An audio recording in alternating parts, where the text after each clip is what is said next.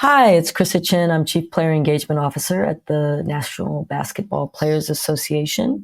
I have oversight of 6 departments: player health, mental health and wellness, off the court, player programs, player matters, and career development. And this is her table.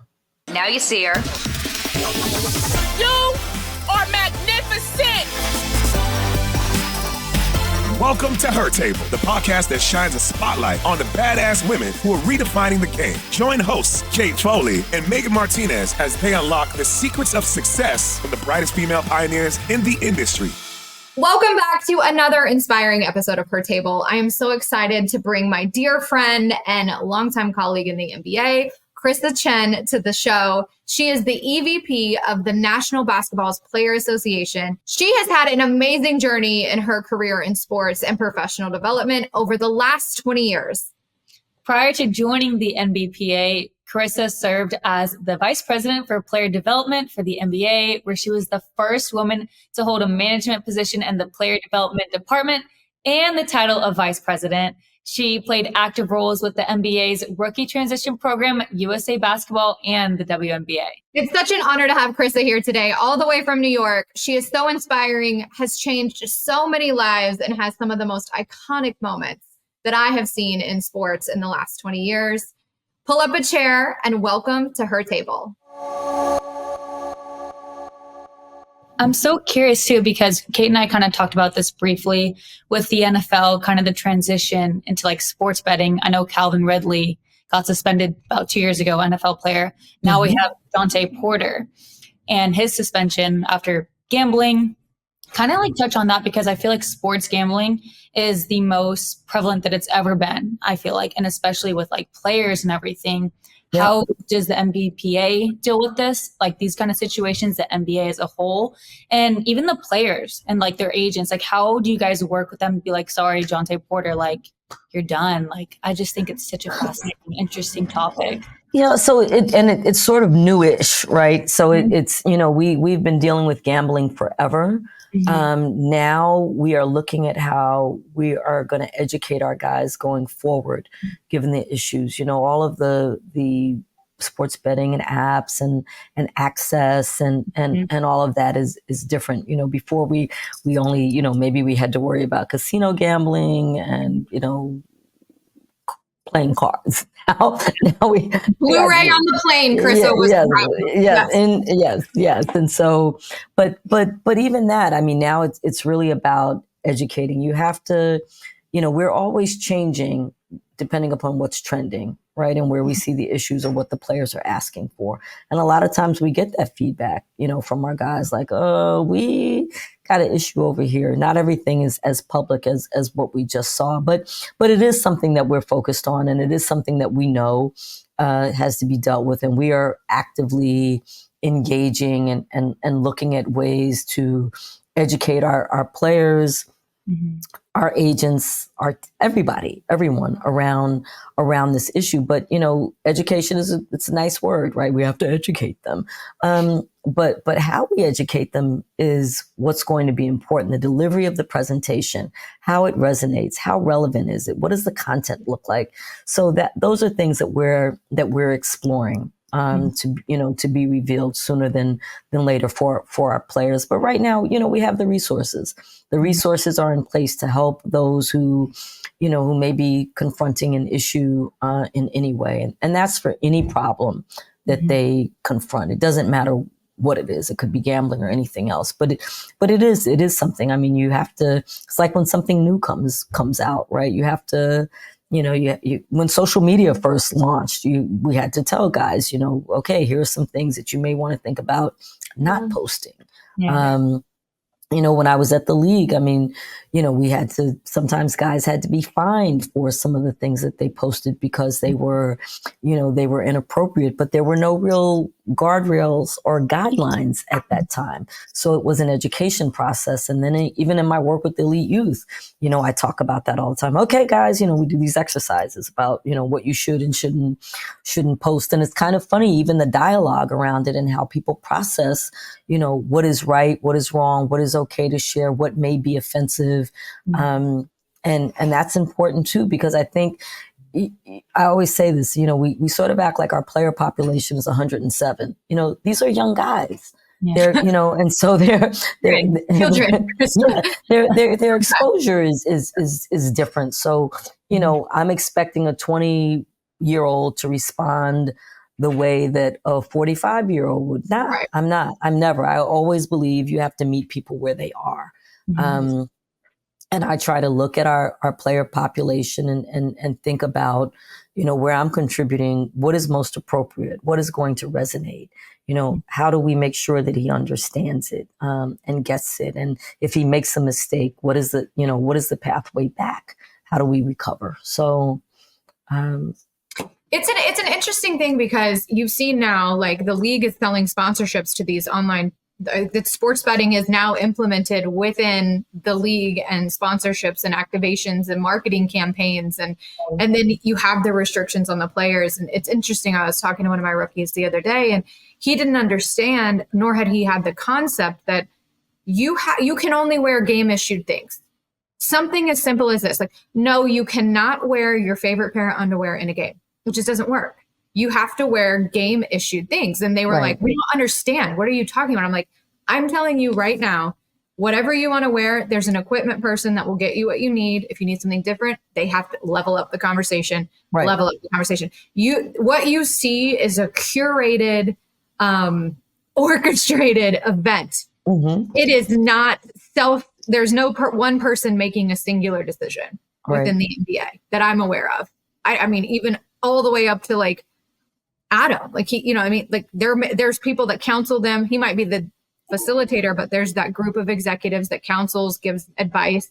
But like some of these young players, they don't have the concept of it, because I think one of the things I do think that is shifting, you're going to see a lot of these guys that are not old. They're just have been in the league this long, the 20 plus years guys, but they're not old. No. And the wealth of knowledge that they have to then pour back into the younger guys. I think a long time ago, 20 years ago, we were seeing guys just exit the league and they'd move completely on. And now we're seeing guys take great pride in being able to say, hey, like I'm not playing anymore, but I want to continue to contribute to the standard that has been set for me and the expectation I have for the next me to meet it. Right? Because what I'm leaving behind, they're responsible for. And how have you seen that shift? I mean, you have guys obviously at some of the highest levels within the PA now that were players. Yeah. How important is that for you, having gone from the PA side to the league side to, outside? Back. Yeah. But I mean, like, it's so imperative because you have to be able to say, if you were a player, how would you take this? We do. You're the one person that can answer all of those questions. No, we have we do have the benefits that at the PA, and the NBA has it too, of having former players. Like we have Andre Iguodala now at the helm.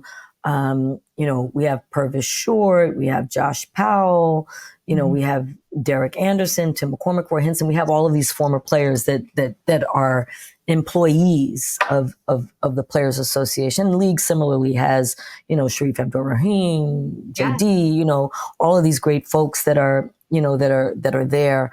And then too, we had an interesting situation last year at the Combine. We had a panel and it was great. Chris was there, Chris Paul. I had Isaiah Todd and Kevin Porter Jr. And it was just incredible because Chris, is a vet like you've not seen. I mean, and what he was able to share and offer and what he continues to share and offer on the teams that he goes to is just, it's amazing. And then you have guys that are, just recently out. I mean, similar to Andre, right? Andre just retired and he's come back to lead the PA, even if it's not permanently, but he's here now and he's dotting the I's and crossing the T's for this organization. But we constantly are getting calls, from folks who want to give back. They have something to share. We have jointly with the league, we have Eddie Curry and Eduardo Nahara and Antoine Walker, who talk to our guys at our team awareness meetings, which are these mandatory meetings that players have to attend about finance. And they're sharing their stories and they're talking about do's and don'ts, not lecturing, but just sharing experiences of what happened. And there's a real desire to do that. You know, it's not for the money. It's because like we want these guys to know we sat in your seats, we were in your shoes. This is what happened that was great. And this is what happened that was not great. And so I hope that answered the question, but that was, you know, we do see it come full circle in many ways. And even now, I mean, we don't have a huge veteran population in the NBA, right? The teams are so young. So that's why I brought up, like, when you have, you know, Chris Paul, or you have, you know, LeBron or other guys, you know, it's great. You know, you have Carmelo, who's not playing now, but, you know, constantly around some of the younger players, mentoring and showing and teaching and introducing and he's available. They're present. Like, I think that's the most important part is they're accessible and they're present. And it comes from a place not of competition, not of like, I'm better than you, or I was in the league for 20 years. Why are you, you know, it's like, look, same place, same level. I want you to be better than me. And I truly believe that that's why a lot of these guys contribute after the fact, is because they want to see someone be better than them, or a culture or a team, right? Because some of we're gonna run out of time, but how much are you involved in the culture of teams dynamics, and if there's an issue? Because there are some teams that get it really right, and there's some teams that get it really wrong. Yes, that is true. Chris is like, ugh. Yeah. So it's interesting, right? I always think it's sort of like an ego thing, right? Yeah. And I think that's important for this conversation, especially. You know, one of the ways that, if you got to decide what the priority is. If the priority is to have impact and be the best that you can be, you got to put your ego aside. Yeah. Right? And so I never, by example, never walk in the room and say, oh, look at me, I'm Chrysa Chin and I'm 32 years in and, you know, I'm the head of this and I do this. You know, that's just sort of not the way. I have lots of great relationships with teams who are trying to get it right or have run into a challenge, and their ego is not in the way. They call and they say, hey, I need help. I need help. I'm having an issue with this situation or that situation. Can you provide some insight? Not, you know, betraying any confidences of the player, but, you know, what resources, you know, can I use, or what resources do you have, or will you be in market, or, and I think that's important. But you have to, you know, it's like anything, you know, you have to recognize that there is an issue and then decide that you want to address it. You can't be afraid to reach out for help. And in the collaborative spirit, Kate, that I think you referenced earlier, you know, there's not competition. Agents have a role. The PA has a role. The league has a role. The sneaker companies have a role. Media, like, everybody has a role. I'm never competing with an agent because I don't represent anybody. I represent the 450, you know? So it's how do we come together and work together to get to the end goal for the client? And for all of us, the client is the player. Yeah. It's the player. So you know, we have to do a better job. You know, I make myself available. You know, I do everything that I can with the other groups so that they know, like, well, this is a team effort. Doesn't matter who's signing the checks. Yeah. So yeah. What has been one of the most iconic moments for you in your career? Because this is unbeknownst to anyone, but Megan, you have to go check this out. But she, in her prior role, correct me if I'm wrong, literally she was like, you're drafted on draft night, and the first person, like literally the first person you have contact with within the NBA was this pretty lady right here. Wow. So you hug your mom, you hug your dad, you dap your coach, all of that. And then before you even get to the stage, she is that first face you're seeing, ushering you into the next phase of your life, which is so amazing and so awesome and so iconic. They don't do that anymore. It doesn't. It's annoying because I want to see you. I'm like, oh, there's Chrysa.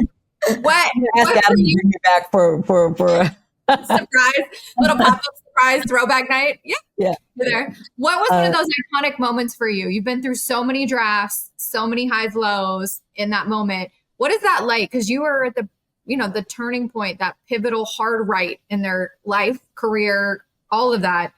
Mm-hmm. You're that person. What was that like? I can only imagine. With the hats you're talking about, like yeah, but just like it's just fun. I mean, it's so fun to me to ride over on the bus with them, get there, everybody's getting situated at the tables, and I still do that part.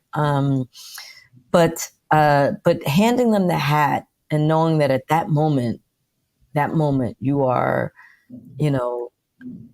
certified, you're in. Yeah, you drafted into the NBA. Chris is changing your life, actually, is what's happening. Chris is giving you the hat that changed your life, like the Wizard of Oz. I may be giving the hat, but it is their work and the work of those around them that got them there. I was not in on that, except for my work in the elite youth space, which is, I'm passionate about, all of that, EYBL and Adidas Nation and all that.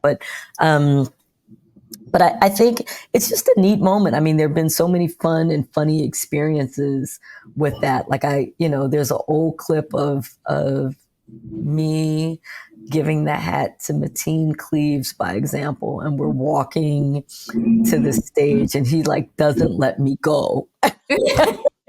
Like, no, you have to go. Let go. It's time. You gotta go. Me. So we actually still have. I saw him not that long ago, and we kind of we laughed about that. It's funny. The thing that comes up a lot. There's so many moments, but the thing that comes up a lot is the Carmelo Anthony hat piece, because people that were really watching always ask me, what was I saying to Carmelo? Because I clearly was giving some sort of direction. And it was funny because Carmelo is hilarious. And so, the rule always is that you have to put the hat on, keep it above your eyebrows, you turn left, you turn right, and you go. And so when I got to the table from Melo, he wanted to, I think he was just wanting to mess with me. So he was not going to put the hat on correctly. And so I said to him, turn the hat on, put it above your brows. And he was laughing, and I was trying not to laugh, but it was just so funny. He's like, this is not the moment. David is looking at his watch and I have X number of seconds to get to the stage. It's a live. Let me do my job. Give me yours. Let me do mine. Yeah, it was funny, but those are great moments. I mean, you go all the way back in history, and there are so many moments, too many to count, so many great experiences. And it's for me, it's all been a blessing. I mean, the game of the sport, our players, sometimes they'll talk about the value I've added to their lives, but they've added so much value to mine in the ability just to impact them and help them get wins in other ways, and I always, Rod Strickland, by example, is my son's godfather, right? And that's, like, you think about that, that's my only child, and that's his godfather. And he has been, an incredible mentor. He's family, incredible friend, but I've been with him through his career, and watched him develop in ways that are fabulous. And so there are so many proud, you have these proud moments, when guys accomplish things, when they get their next contract, when a guy has to take a break and then comes back. I think about, Kai Jones, who, recently talked about, the NBPA and our work and like, those are moments, that you just are like, we not we with ego, but like, we got this done. We, as a team, like, we did this. And so it's incredibly important, and I'm grateful for the opportunity. I keep saying they'll they'll have to roll me out because I got another 9 good years in me. So more than that, you got to be here as long as I'm here, because I'm not doing this unless you're doing it. So we can get that back today. Okay, well, we'll figure out we'll figure that. We'll figure that. If we bring you to the sunshine and the warmth, I think maybe we can. You think that'll help? Yeah, for sure. I think we can get at least a little bit more vitamin D. You'll be like, this is much better, not cold. Love it. Yeah. Before we let you go, I want to ask you, what advice would you give to a younger you? I'm asked that question a lot. I think keep the main thing, like this is your work. Keep a strong work ethic, continue to evolve and learn, understand your industry, know what things are trending, win and stay ahead of the game. You have to stay ahead of the game, meaning the business game. So, that's it. I mean, professionalism, is always was instilled in me to always be professional. I always say to younger people, this is your job. It might be cool. It may have some fun aspects, but at the end of the day, it's work. And you have to treat it like that. It is work. This is not your friend group. This is not, nice that you meet people and you develop great relationships with folks along the way. But at the end of the day, you got to keep the main thing. Don't get excited because you're going to All-Star, and then not be able to take care of your business at All-Star. Those were not my issues, but I witnessed them and had to give counsel to many. And so I think there's that. I think you have to do that. Keep the main thing and decide to whether you want to be in or out, because it takes a lot. This is not a 9 to 5. It's not a 9 to 5 job. It's not a 9 to 5 career, if you're in these spaces. And so you have to determine what the commitment is, and you either have to be all in or not in at all. It's so powerful. Yeah.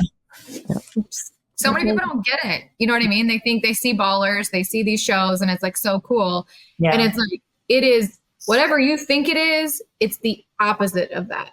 And there are these high moments, but there's a lot of moments that people don't see that go unnoticed, and hours you're not getting paid to work, and hours that you question why you do it. And I think, those are moments people don't often share, because it's easier to share the pretty parts than it is to share the ugly cry parts, but it all comes with it. And it's when you believe in what you're doing and you believe in your purpose for doing it, right? It makes it easier. It's not just a cool job to have so you can go tell your friends. You have to actually buy into it in order to be good at it. Because if you're just doing it because it's cool, people will find that out and they will use it against you, and you'll burn yourself because they know that. Yeah, I think also like the people around you. Oh, yes. To believe in you and it too. Like I had some great calls recently, and like our executive director as well though too, but our president, who our executive director is running our organization. So he's busy. He's got a ton on his plate.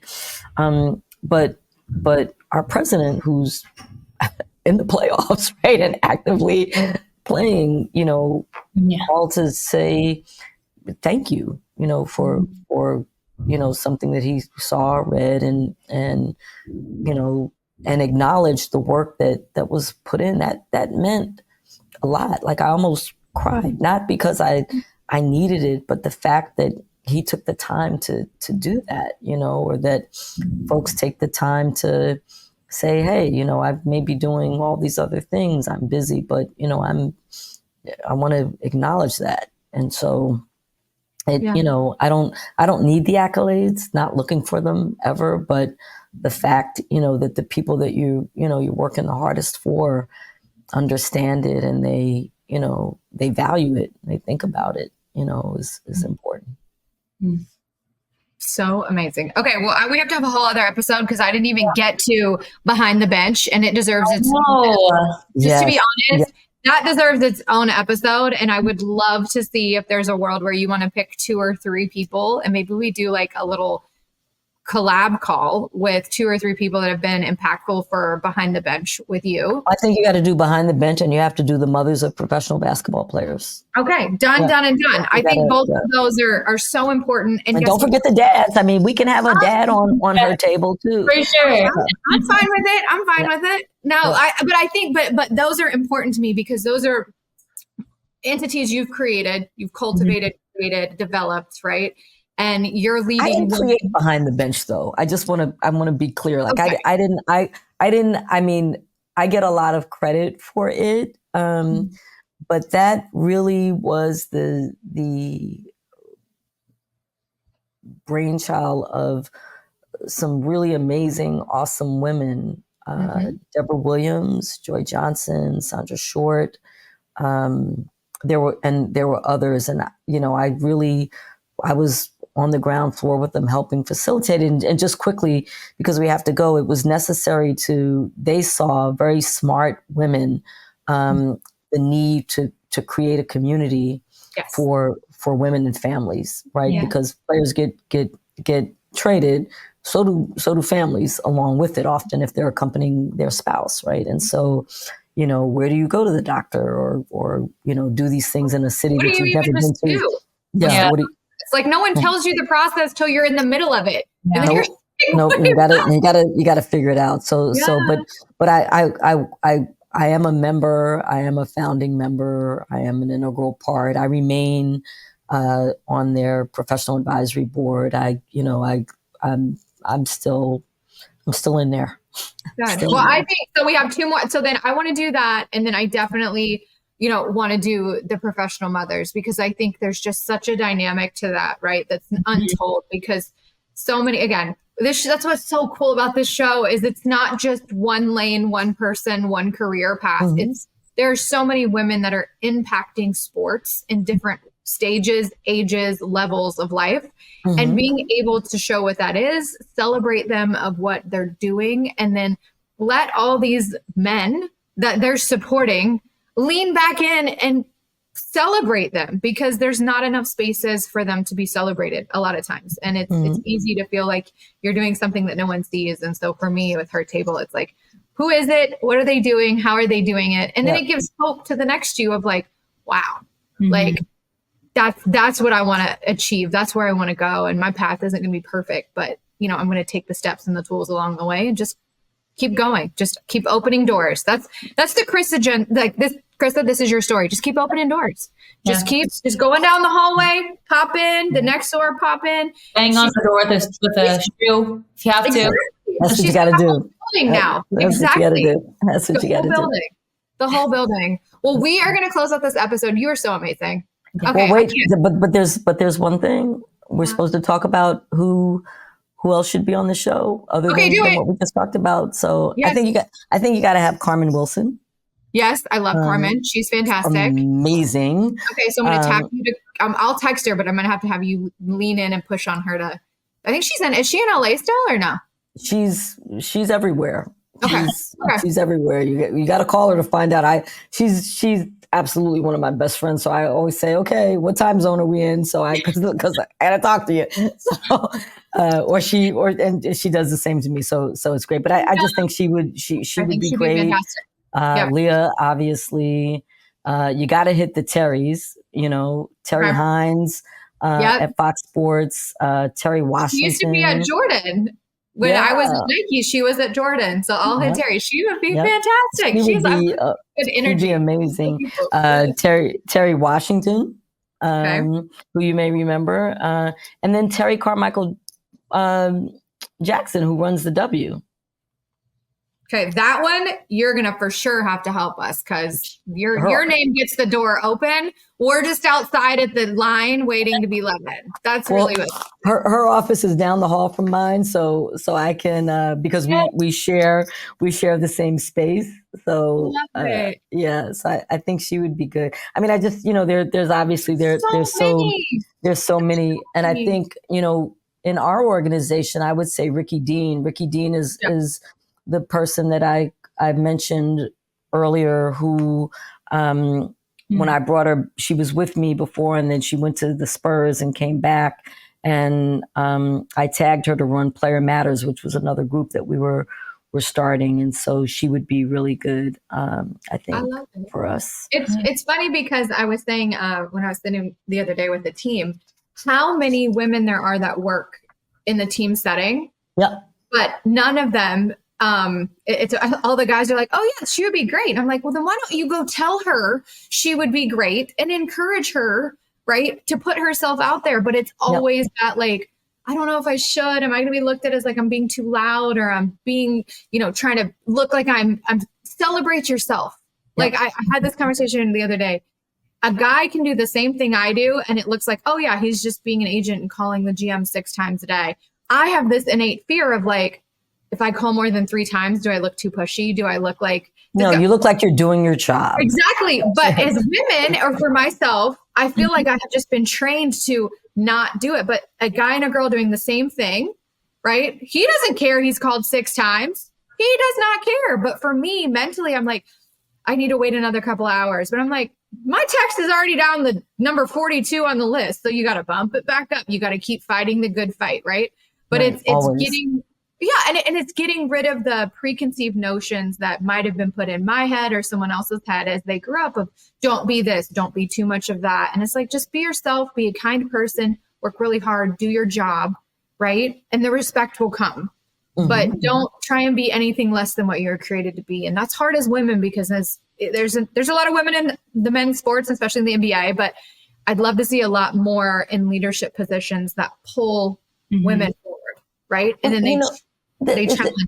It's interesting though, because there are so many folks that are what I call kind of adjacent, right? Like if you look at Sandra Richards at Morgan Stanley, who runs the sports and entertainment practice, or Nicole Pullen-Ross, who, does something similar at Goldman Sachs. And she's the Mid-Atlantic head, right? But also, sports and entertainment. I mean, there are so many women that are doing fabulous things and impacting the lives of athletes, not only in basketball, but across sport. And I think, people you either know about them or you don't, right? And so I never know. I don't know who knows about who, because I always feel like I'm sort of in this little cocoon and I don't know anybody outside of the industry. So unless they're sport adjacent, if it's the folks. So maybe we'll have to team up and do a panel for women impacting sports at Summer League. I think would be fantastic, because like I said, it's hearing these stories from these women, they're all at some point going through something similar. And for me to be able, and Megan and I say this all the time, like all of our guests are like, we want to meet each other. We want to see each other. And we're connecting them through this show in ways they never even knew for themselves, because they're all sports adjacent or in sports or were in sports, and they all have different things. And it's like, well, there's another one I want to support. So you're building this community of women that want to just celebrate and champion. Well, because they're just like, that's so cool. Like to me, it's like, that's why we do the show. Because I'm like, this is so dope. So it is dope. And the name is dope. Her Table. I